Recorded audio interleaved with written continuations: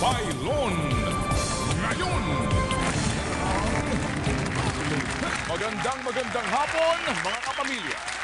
Bago po ang report tungkol sa mga Pilipino sa Jeddah Deportation Center na nagmamakaawang makabalik sa ating bansa, unahin natin ang kwentong punong-puno ng aral.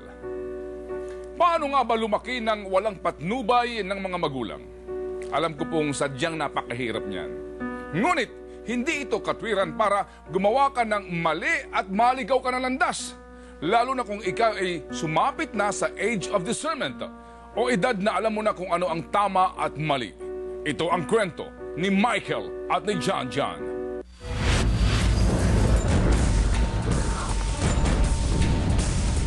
Ito ang armas na kung tawagin ay knuckles, asero o kaya'y four fingers. Isa itong deadly weapon, maaring makamatay o kaya'y maglagay sa biktima sa malagim na kalagayan.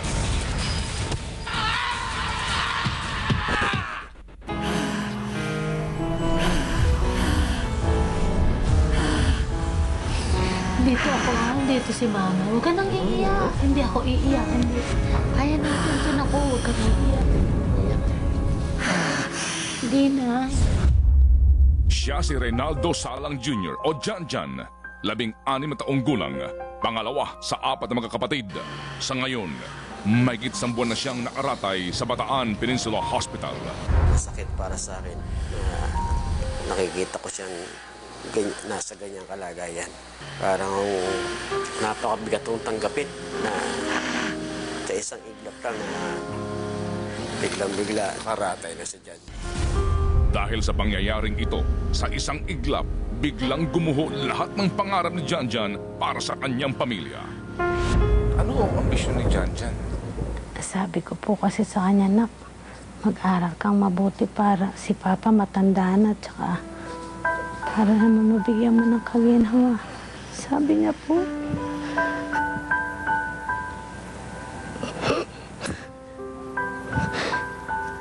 Hayaan mo, Ma, akong bahala sa inyo. Dakong alas 4 ng hapon noong July 29, kitang-kita raw ni Kenneth, kaibigan ni Jan Jan, ang buong pangyayari. Labas po namin ng gate, bigla pong dumarating yung Moises. Tapos sabi po ni Jan Jan, ba't ka lumalapit dito? Bakit? Anong pakialam mo? Pinura pa po si Jan Jan. Tapos po, ngayon suntukan po. Nung nakita po ni na aw-aw na ni Mike Balatbat, bigla pong tumawid si papunta kay Jan Jan. Pinagsusuntok niya po si Jan Jan. Pilit raw na inaawat ng mga security guards na kanilang paaralan ang away. Umawat naman yung aking guard tsaka yung aming prefect of discipline.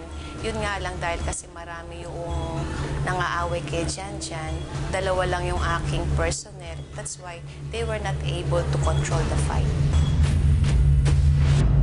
Ang masaklap, ginamitan umano ng knuckles si Jan Jan. May gamit pong 4 finger.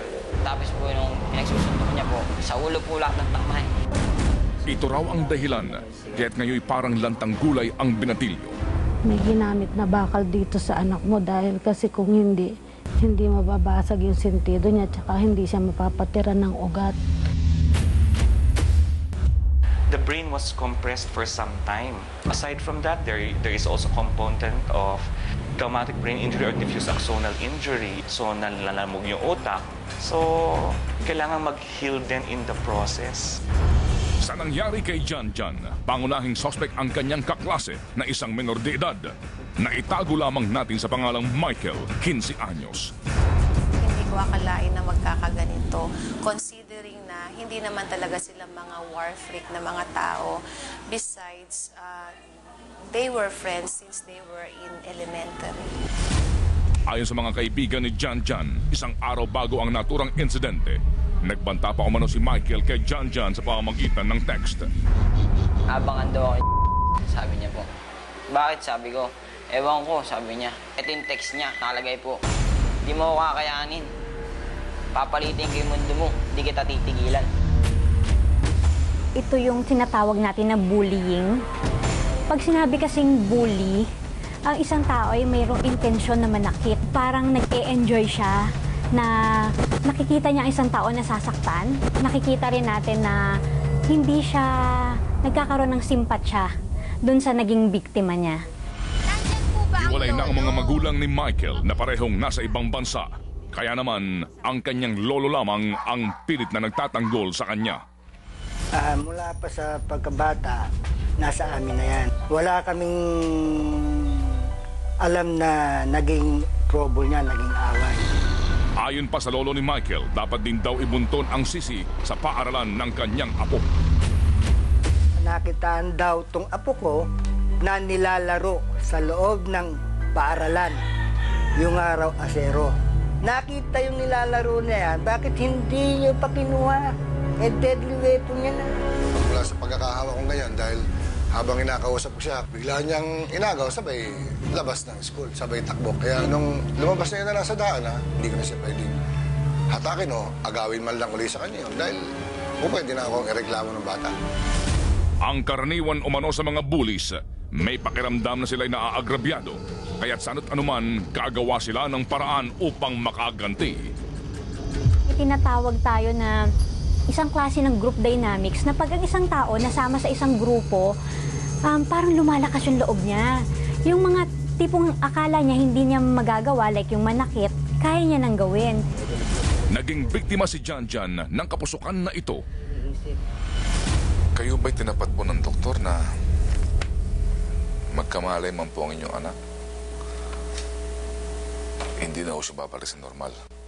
Sila din daw po hindi nila masabi kung hanggang kailan at saka kung gaano po kahaba ang panahon na magkakamalay ang anak ko. Basta ang importante daw po habang may buhay, may pag-asa. It's like a persistent vegetative state. An awake patient who breathes on his own, but you have to feed him. You have to clear his lungs. Sa totoo nga po noong una, hindi naman po ako galit. Sabi ko nga po, makaligtas lang yung anak ko. Sa ngayon po, anong gusto niyo mangyari, Mrs.? Gusto ko po ng katarungan para sa anak ko. Sa kasalukuyan, nakasampa na ang kasong frustrated homicide sa mga suspect na sinasabing nagtulong-tulong sa pagbugbog kay Janjan.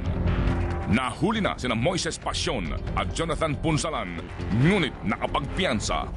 Ang pangunahing suspect na si Michael ay hindi pa rin humaharap sa pulisya. Hindi na rin siya pumapasok ngayon sa kanilang paaralan. At ang dalawa pa na sina Ivan Tan at Mike Balatbata ay nagtatago na. Lubhang napakasakit sa pamilya Salang ang pangyayaring ito. Isang simpleng away na nauwi sa masaklap na trahedya dahil sa kapusukan ng mga kabataan. Ano po ang inyong mensahe, Mrs., dun sa mga batang may gawa nito? Pati po yung mga may edad na may gawa nito. Sana huwag silang padalos-dalos ng desisyon.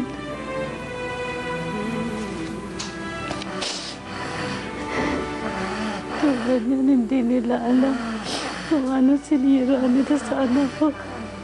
Yung pag-asa namin, sinira nila.